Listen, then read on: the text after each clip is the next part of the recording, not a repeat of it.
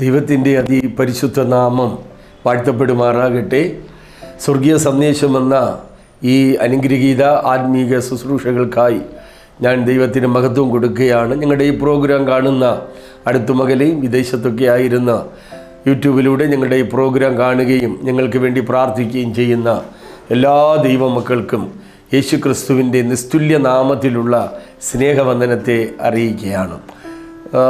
നേരത്തെ പ്രഭാഷണം ചെയ്ത ദൈവദാസൻ പറഞ്ഞതുപോലെ ഒരു ഇടവേളയ്ക്ക് ശേഷം ഞങ്ങൾക്ക് പിന്നെയും നിങ്ങളെ മുഖാമുഖമായി കാണുവാനും കർത്താവിൻ്റെ വചനങ്ങൾ നമുക്കൊരുമിച്ച് ചിന്തിക്കുവാൻ ദൈവമായ കർത്താവ് നമ്മുടെ ജീവിതത്തിൽ നൽകിയ ഭാഗ്യത്തെ ഓർത്ത് സകല ക്രെഡിറ്റും സകല മഹത്വവും ഞാൻ എൻ്റെ ദൈവത്തിന് നൽകുകയാണ്.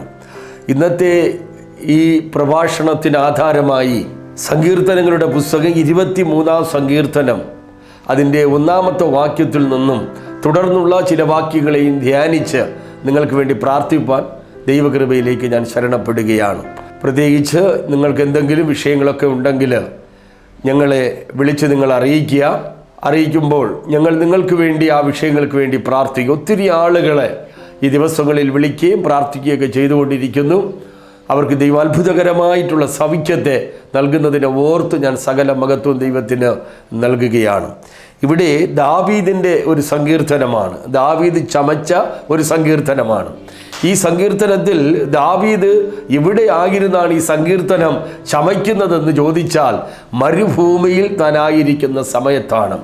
മരുഭൂമിയിലായിരിക്കുന്ന സമയത്ത് ദാവീദ് ചമച്ചതായ ഈ വിശുദ്ധ പ്രിയ ദൈവമക്കളെയും വേദവചനം നമ്മൾ വളരെ ശ്രദ്ധയോടുകൂടി അല്പസമയം ശ്രദ്ധയോടെ കേൾക്കുകയും നമ്മുടെ ജീവിതങ്ങൾക്ക് ഈ വചനം ഒരു അനുഗ്രഹമായി തീരട്ടെ എന്ന് ഞാൻ ദൈവകൃപയിൽ ശരണപ്പെട്ട് പ്രാർത്ഥിക്കുകയാണ്. ഇവിടെ പറയുന്നത്, ദൈവമേ നീ എൻ്റെ ദൈവം, അതികാലത്ത് ഞാൻ നിന്നെ അന്വേഷിക്കും. വെള്ളമില്ലാതെ ഉണങ്ങി വരേണ്ട ദേശത്ത് എൻ്റെ ഉള്ളം നിനക്കായി ദാഹിക്കുന്നു, എൻ്റെ ദേഹം നിനക്കായി കാംക്ഷിക്കുന്നു. ഒരു നിമിഷം കണ്ണുകളടയ്ക്കാൻ ദൈവത്തോട് പ്രാർത്ഥിക്കാം. മഹാപരിശുദ്ധനും നിത്യനും നീതിമാനുമായിരിക്കുന്ന ഞങ്ങളുടെ വാഴ്ത്തപ്പെട്ട ദൈവമേ, സ്വർഗീയ പിതാവേ, അനുഗ്രഹിക്കപ്പെട്ട ദൈവമേ, ഈ പകൽക്കാലം ഈ സ്വർഗീയ സന്ദേശമെന്ന ഈ അനുഗ്രഹീത ശുശ്രൂഷയിൽ അടിയനും അല്പസമയം മാറ്റമില്ലാത്ത ദൈവത്തിൻ്റെ വചനം അവിടുത്തെ മക്കളുമായി ഒരുമിച്ച് ചിന്തിപ്പാൻ പരിശുദ്ധനായ ദൈവം ഞങ്ങൾക്ക് നൽകിയ ഭാഗ്യത്തെ ഓർത്ത് ഞങ്ങളങ്ങേ സ്തുതിക്കുന്നു, സ്തോത്രം ചെയ്യുന്നു. ഈ പ്രോഗ്രാം കണ്ടുകൊണ്ടിരിക്കുന്ന എല്ലാ പ്രിയപ്പെട്ടവരെയും ഓർത്ത് പ്രാർത്ഥിക്കുന്ന കർത്താവേ, വചനം ഇരുവാൾത്തല മൂർച്ചയുള്ള ദൈവത്തിൻ്റെ വചനം ഹൃദയത്തിൻ്റെ പലകയിൽ ആണി കൊണ്ട് തറയ്ക്കപ്പെട്ടതുപോലെ അവർ എഴുതപ്പെട്ട വചനത്തിനകത്ത് വളരുവാൻ ദൈവാത്മാവ് അവരെ സഹായിക്കണമേ എന്ന് ഞാൻ ദൈവത്തോട് പ്രാർത്ഥിക്കുന്നു. വചന ശുശ്രൂഷയ്ക്ക് വിരോധമായി വ്യാപരിക്കുന്ന എല്ലാ തടസ്സങ്ങളെയും ഞാൻ യേശുവിൻ്റെ നാമത്തിൽ മാറിപ്പോകുവാൻ കൽപ്പിക്കുന്നു. അങ്ങ് ഞങ്ങളോട് സംസാരിക്കണമേ, ഞങ്ങളത് കേൾക്കട്ടപ്പ. എല്ലാ മഹത്വവും എൻ്റെ അപ്പന് തരികയാണ്, എല്ലാ മഹത്വവും എൻ്റെ ഡാഡിക്ക് തരികയാണ്. യേശുവിൻ്റെ നാമം വളരട്ടപ്പ, അടിയങ്ങൾ കുറയട്ട. പ്രാർത്ഥന കേട്ടത് കൊണ്ട് നന്ദി, യേശുവിൻ നാമത്തിൽ തന്നെ പിതാവേ, ആമേൻ. ദൈവം നമ്മളെല്ലാവരെയും അനുഗ്രഹിക്കട്ടെ. ആമേൻ, സ്തോത്രം. ദൈവമേ നീ എൻ്റെ ദൈവം, അതികാലത്ത് ഞാൻ നിന്നെ അന്വേഷിക്കും. വെള്ളമില്ലാതെ ഉണങ്ങി വരേണ്ട ദേശത്ത് എൻ്റെ ഉള്ളം നിനക്കായി കാംക്ഷിക്കുന്നു, എൻ്റെ ദേഹം നിനക്കായി ദാഹിക്കുന്നു. നോക്കുക, ദാവീദ് മരുഭൂമിയിലായിരുന്ന സമയത്ത് ചമച്ചതായ ഒരു വേദവചനമാണ് നാം ഇവിടെ വായിച്ചു കേട്ടത്. മരുഭൂമിയെക്കുറിച്ച് നമുക്കറിയാം. ആമേ സ്തോത്രം. വെള്ളമില്ലാത്ത, ആമേ സ്തോത്രം, മരങ്ങളൊന്നുമില്ലാത്ത, ഒരു തണൽ പോലും ഇല്ലാത്ത ഒരു സ്ഥലത്തെയാണ് മരുഭൂമി എന്ന് വിശുദ്ധ വേദപുസ്തകം രേഖപ്പെടുത്തിയിരിക്കുന്നു. നോക്കുക പ്രിയ ദൈവമക്കളെ, പലപ്പോഴും ആമേ ദാവീദ് ആയിരിക്കുന്ന അവസ്ഥയിൽ നമ്മളുമായി പോകാറുണ്ട്. ജീവിതത്തിൽ ആമേ സ്തോത്രം പ്രതികൂലങ്ങളും പ്രയാസങ്ങളും, ആമേ സ്തോത്രം, ഒരു നേരത്തെ ആഹാരത്തിന് പോലും നിവൃത്തിയില്ലാതെ എന്ത് ചെയ്യും ഏത് ചെയ്യുമെന്ന് ഭാരപ്പെട്ട വേദനപ്പെടുന്ന ഒരു മരുഭൂമിയുടെ അവസ്ഥ നമ്മുടെ ജീവിതത്തിൽ കടന്നു വരും. എപ്പോഴാണ് ഈ മരുഭൂമിയുടെ അവസ്ഥ കടന്നു വരുന്നത്? നമ്മൾ ആഗ്രഹിക്കുന്ന കാര്യങ്ങൾ, നമ്മൾ പ്രതീക്ഷിക്കുന്ന നിലവാരങ്ങൾ നടക്കാതെ വരുമ്പോൾ, അതുപോലെ തന്നെ മറ്റ് ഒരു മനുഷ്യ ജീവിതത്തിൽ ആഗ്രഹങ്ങൾക്ക് ഒന്നും തന്നെ സ്തോത്രം അതിനെ ചെയ്യുവാൻ കഴിയാതെ ആയിരിക്കുമ്പോൾ ഒരുപക്ഷെ നമ്മൾ ചിന്തിക്കാറുണ്ട്, ദൈവമേ ഇത്രയും ഈ കാഠിന്യമായ അവസ്ഥ എന്തിനാണ് നീ എനിക്ക് തന്നത്? എന്തിനാണ് ഈ ഭാരങ്ങൾ എനിക്ക് നീ തന്നത്? എന്തിനാണ് ഈ വേദനകൾ എനിക്ക് തന്നത് എന്ന് വിശ്വാസിയെ നീ പലപ്പോഴും ദൈവത്തോട് ചോദിക്കാറുണ്ട്. ദൈവത്തിന്റെ ആത്മാവ് അവരോട് പറയുകയാണ്, നിന്റെ അവസ്ഥ എത്ര മരുഭൂമിയുടെ അവസ്ഥയായാലും പ്രിയ ദൈവ മക്കളെ, ആ അവസ്ഥയുടെ നടുവിൽ, ആ സ്തോത്ര സാഹചര്യത്തിന്റെ നടുവിൽ ഇറങ്ങി വന്ന് നിന്നെ വിടുവിക്കുന്ന ഒരു കർത്താവ് ഇന്ന് രാത്രികാലം, ഇന്ന് പകൽക്കാലം നമ്മോടൊപ്പം ഉണ്ടെന്ന് ദൈവനാമത്തിൽ ഞാൻ നിങ്ങളോട് ഓർമ്മപ്പെടുത്തുകയാണ്. നിന്റെ ജീവിതത്തിൽ ഭാരങ്ങൾ കടന്നു വരട്ടെ, പ്രയാസങ്ങൾ കടന്നു വരട്ടെ, പ്രതികൂലങ്ങൾ കടന്നു വരട്ടെ, നീ പ്രതീക്ഷിക്കാത്ത നിലവാരത്തിൽ ഹല്ലേലൂയ ഭയങ്കരമായ ശോധനകൾ നിന്റെ ജീവിതത്തിൽ കടന്നു വരട്ടെ. സ്തോത്രം ഞാൻ പറയട്ടെ, ആ സമയത്ത് ആ അവസ്ഥയിൽ നിനക്ക് പ്രാർത്ഥിപ്പാൻ കഴിഞ്ഞാൽ സ്വർഗീയ രാജാവിന്റെ സ്തോത്രം വിടുതൽ നിനക്ക് അനുഭവിക്കാൻ ഇടയായി തീരും. കാരണം സ്തോത്രം ഇന്ന് നമുക്കറിയാം, ലോകത്തിൽ പലവിധമായ പ്രശ്നങ്ങളും പ്രതികൂലങ്ങളും കൊണ്ട് അനവധി ആളുകൾ സ്തോത്രം ആത്മഹത്യ ചെയ്യുകയാണ്, വിഷം കുടിക്കുകയാണ്.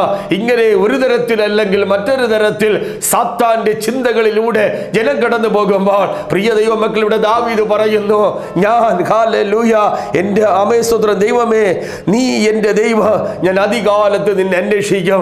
ഇന്ന് രാത്രിയിൽ പ്രാർത്ഥിക്കാൻ ആളുകൾക്ക് സമയമില്ല. പ്രഭാതം എഴുന്നേൽക്കുമ്പോൾ സ്തോത്രം ദൈവജനത്തിന് പ്രാർത്ഥിപ്പാൻ സമയമില്ല. ദാവീദ് പറയുന്നു, എന്റെ അവസ്ഥ മരുഭൂമിയാണ്, ഞാൻ മരുഭൂമിയിലാണ് ആയിരിക്കുന്നത്, എങ്കിലും ഞാൻ അധികാലത്തെ എന്റെ യേശു അപ്പനെ അന്വേഷിച്ച് ഞാൻ അവന്റെ അടുക്കിലേക്ക് പോകും. എത്രയോ മനോഹരമായ ഒരു ചിന്തയാണ് പ്രിയ ദൈവമക്കളെ. ഹല്ലേലൂയ. ഈ പ്രമേയത്തിൽ എന്നെ ഏറ്റവും അധികം ആകർഷിച്ച ഒരു വേദഭാഗമാണ് സ്തോത്രം ഈ 63-ാം സങ്കീർത്തന. ദൈവമേ എന്റെ ദൈവമേ, ഞാൻ അധികാലത്ത് നിന്നെ അന്വേഷിക്കുന്നു. ഇന്ന് രാത്രിയിൽ മൊബൈലിലെല്ലാം ഇങ്ങനെ വിരലുകൊണ്ട് ദൈവഹിതമില്ലാത്ത സിനിമകളും എല്ലാം കണ്ടതിന് ശേഷം ഇന്നത്തെ പ്രിയപ്പെട്ടവർ ഉറങ്ങുന്നത് എത്ര മണി സമയമെന്ന് ഞാൻ പറയാതെ എൻ്റെ ഈ പ്രോഗ്രാം കണ്ടുകൊണ്ടിരിക്കുന്ന നിങ്ങൾക്കറിയാം. 12 മണി 1 മണിയാകും. ഹല്ലേലൂയ. ആശ തീരുന്നില്ല, മൊബൈലിൽ സെർച്ച് ചെയ്ത് കണ്ടു തീരുന്നില്ല. അവർ ഉറങ്ങുന്നത് പ്രിയ ദൈവമക്കളെ ഒരുപക്ഷെ 2 മണിക്കോ 3 മണിക്കോ ആണ്. അത്രയും സമയം അവർ പിശാചിന്റെ അടിമനുഖത്തിൽ കുടുങ്ങിക്കിടക്കുകയാണ്. അല്പസമയം കിടന്നുറങ്ങും, പ്രഭാതം പിന്നെയും 5 മണിക്ക് എഴുന്നേൽക്കും, പിന്നെയും യുവന മക്കളെ കുറിച്ചൊക്കെ പറഞ്ഞാൽ പിന്നെ അവർ ഫോണിൽ കയ്യിലെടുക്കുകയാണ്. അധികാലത്തെ ദൈവത്തെ അന്വേഷിക്കുന്ന പ്രിയ ദൈവമക്കൾ ആരെങ്കിലും ഈ പ്രോഗ്രാം കാണുന്നു എങ്കിൽ എന്റെ ദൈവം നിന്നെ തലയല്ല, ഹല്ലേലൂയ വാലല്ല, എന്റെ ദൈവം നിന്നെ തലയാക്കി തീർക്കുമെന്നതിന് സംശയമില്ല. ദാവീദ് പറയുന്നു, എന്റെ ദൈവത്തെ ഞാൻ അധികാലത്തെ അന്വേഷിക്കുക. രാവിലെ ഉറങ്ങി എഴുന്നേൽക്കുമ്പോൾ ഞങ്ങൾ പ്രാർത്ഥിക്കും, കർത്താവേ കഴിഞ്ഞ രാത്രി നിന്റെ പാദാന്തികത്തിലായിരുന്ന ഞങ്ങൾ മണിക്കൂറുകളോളം പ്രാർത്ഥിച്ചു, സുഖകരമായ ഉറക്കം തരണം, ശാരീരിക ക്ഷീണങ്ങളൊന്നും വരാതെ ഞങ്ങൾ പാർക്കുന്ന ഭവനത്തെയും ഞങ്ങളുടെ തലമുറകളെയും ഞങ്ങളുടെ മക്കളെയും ഞങ്ങളുടെ മക്കളെയും ഒക്കെയും കാത്തു സൂക്ഷിക്കണമെന്ന് രാത്രിയിൽ ഞങ്ങൾ പ്രാർത്ഥിച്ച് ദൈവസന്നിധിയിൽ ഉറങ്ങാറുണ്ട്. പ്രഭാതം ഞങ്ങൾ എഴുന്നേൽക്കുമ്പോൾ ഞങ്ങൾ ദൈവത്തോട് പ്രാർത്ഥിക്കും, കർത്താവേ കഴിഞ്ഞ രാത്രിയിൽ എത്രയോ പ്രിയപ്പെട്ടവർ രോഗത്താൽ ആശുപത്രിയിലൊക്കെ കടന്നുപോയവർ കാണും, ലോകത്തോട് മാറ്റപ്പെട്ടവർ കാണും. ഞങ്ങൾക്ക് നീ ഇത്രയും സുഖ ഉറക്കം തന്ന പ്രഭാതം അധികാലത്ത് എഴുന്നേറ്റ് നിന്നെ മഹത്വപ്പെടുത്തുവാൻ, നിന്റെ തിരുമുഖം കാണുവാൻ, നിന്നെ അന്വേഷിപ്പാൻ ഞങ്ങൾക്ക് തന്ന നല്ല ആയുസ്സിനായി ആരോഗ്യത്തിനായി നന്ദി കർത്താവേ എന്ന് പ്രാർത്ഥിക്കാറുണ്ട്.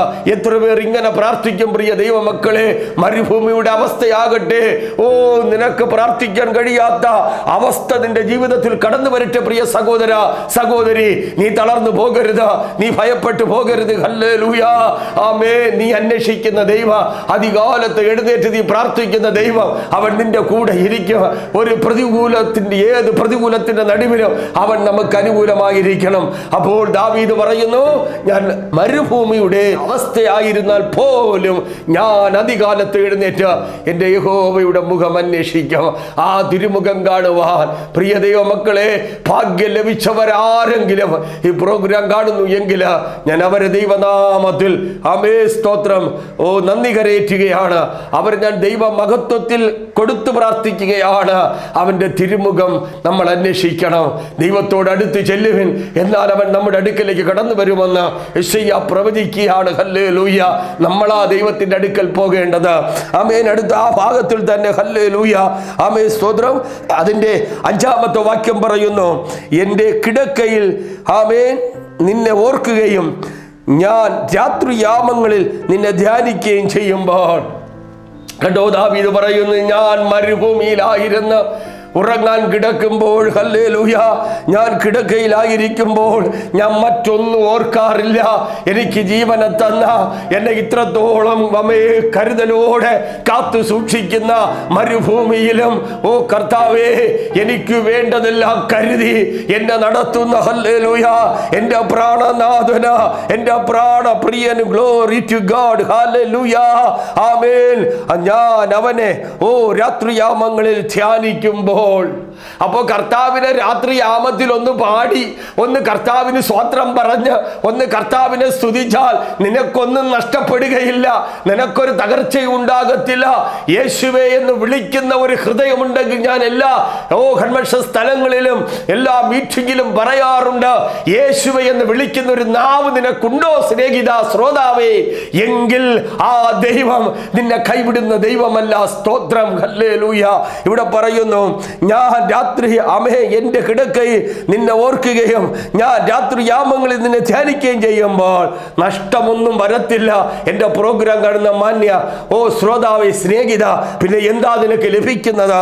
അതിൻ്റെ അടുത്ത ഭാഗത്തിൽ ഇങ്ങനെയാ പറയുന്നത്, നീ എനിക്ക് സ്തോത്രം, അതിൻ്റെ 6-ാമത്തെ വാക്യം, എൻ്റെ പ്രാണനും അജ്ഞയും മേധസ്സും കൊണ്ടെന്ന പോലെ തൃപ്തി വരുത്തുന്നു, എൻ്റെ വായ് സന്തോഷമുള്ള അധരങ്ങളാൽ നിന്നെ സ്തുതിക്കുന്നു.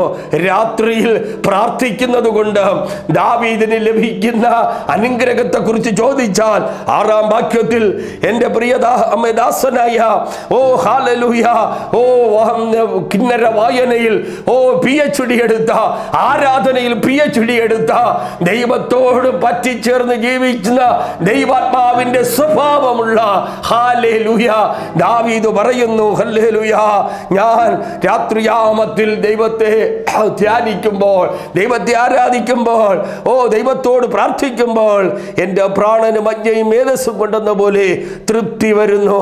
എൻ്റെ വായി സന്തോഷമുള്ള അധരങ്ങളാൽ സ്തുതിക്കുന്നു. പ്രിയ ദൈവ മക്കളെ, നമ്മുടെ ഹൃദയം എത്രയും പെർഫെക്റ്റ് ആയിരുന്നാൽ മാത്രമേ, നമ്മുടെ ഹൃദയം എത്രയോ നമ്മെ സ്തോത്രം ഭാരങ്ങളും പ്രയാസങ്ങളും വേദനകളും ഇല്ലാത്ത അവസ്ഥയിലായിരുന്നാൽ മാത്രമേ, എൻ്റെ മാന്യ പ്രേക്ഷകർ അറിയണം, നമുക്കിതെല്ലാം ചെയ്യാൻ കഴിയും.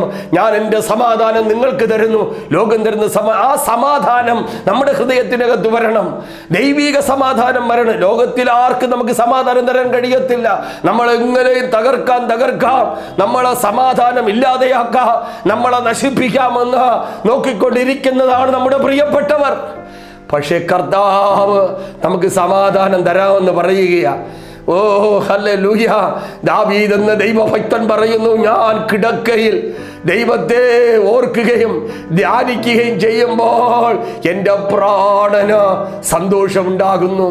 എൻ്റെ പ്രാണന് ദൈവാത്മാവിൻ്റെ ശക്തി അധികമായി പകരപ്പെടുകയാണ്. ഹല്ലേലൂയ.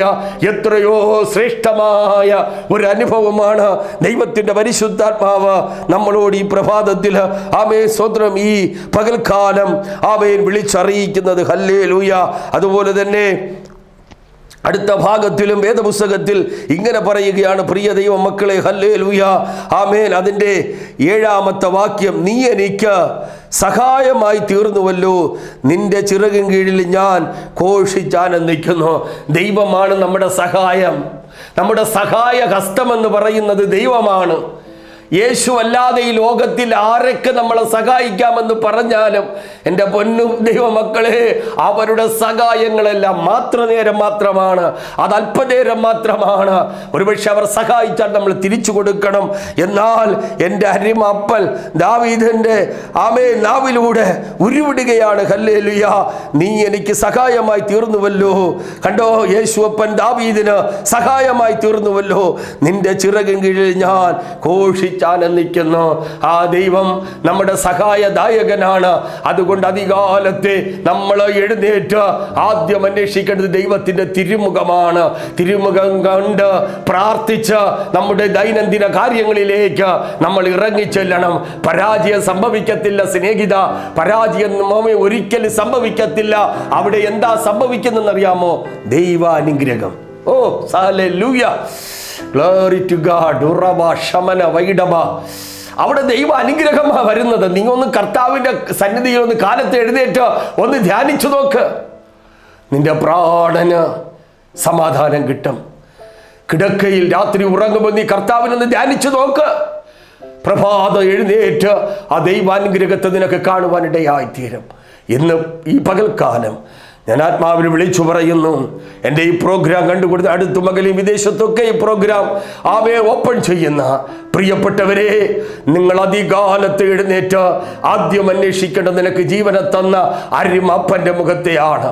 ആ മുഖം അന്വേഷിച്ച് നീ കടന്നു എന്ന് പ്രാർത്ഥിച്ചുകൊണ്ട് നിന്റെ എല്ലാ കാര്യത്തിലും നിനക്ക് ജയം കാണുവാനിടയായിത്തീരും. ഇല്ലെങ്കിൽ നിങ്ങൾ ഈ നമ്പറിൽ വിളിച്ചു പറയുക. പ്രഭാതത്തിൽ എഴുന്നേറ്റ് പ്രാർത്ഥിച്ച് നിങ്ങൾ ഇറങ്ങുക, ധ്യാനിച്ചിറങ്ങുക. രാത്രിയിൽ കിടക്കുമ്പോഴും നിങ്ങൾ ദൈവസന്നിധിയിൽ നിലവിളിച്ചു പ്രാർത്ഥിക്കണം. ദൈവമായിട്ടുള്ള നല്ല ബന്ധത്തിലായതിനു ശേഷം നിങ്ങൾ ഉറങ്ങണം. അതിനുശേഷം എന്ത് ചെയ്യണമെന്നറിയാമോ? ആ ദൈവം തരുന്ന പ്രതിഫലം അവിടെ പറയുന്നത് ഇങ്ങനെയാണ്. പ്രിയ ദൈവമക്കളെ, അവയെ സ്വത്രം എൻ്റെ പ്രാണന് ഹല്ലേലൂയ മജ്ജയും മേധസ്സും കൊണ്ടെന്ന പോലെ അവൻ എന്നെ അനുഗ്രഹിക്കുക. ഈ അനുഗ്രഹിക്കപ്പെട്ട മെസ്സേജിൽ നിങ്ങൾ വളരുവാൻ ദൈവാത്മാവ് നിങ്ങളെ സഹായിക്കട്ടെ, കൃപ ചെയ്യട്ടെ. കണ്ണുകളടയ്ക്കാം, പ്രാർത്ഥിക്കാം.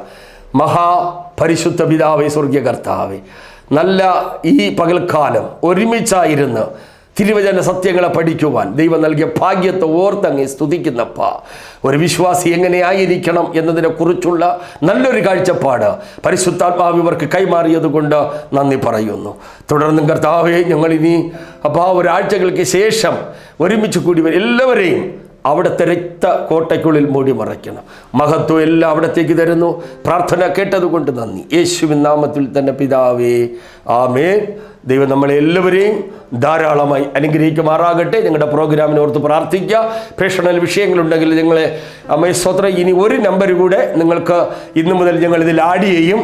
2 നമ്പർ ഇതിനകത്ത് കാണും. എൻ്റെ നമ്പരും എൻ്റെ കൂടെ പ്രസംഗിക്കുന്ന ദൈവദാസൻ്റെ നമ്പരും. ഞങ്ങളിൽ ആരെ വിളിച്ചാലും നിങ്ങൾക്ക് പ്രാർത്ഥിക്കാനും മറ്റെല്ലാ നിങ്ങളുടെ സങ്കടങ്ങളും പറഞ്ഞ നിങ്ങൾക്ക് വേണ്ടി ഞങ്ങൾ രണ്ടുപേരും പ്രാർത്ഥിക്കുന്നതാണ്. അതിനായി ദൈവം നിങ്ങളെ സഹായിക്കട്ടെ. God bless you.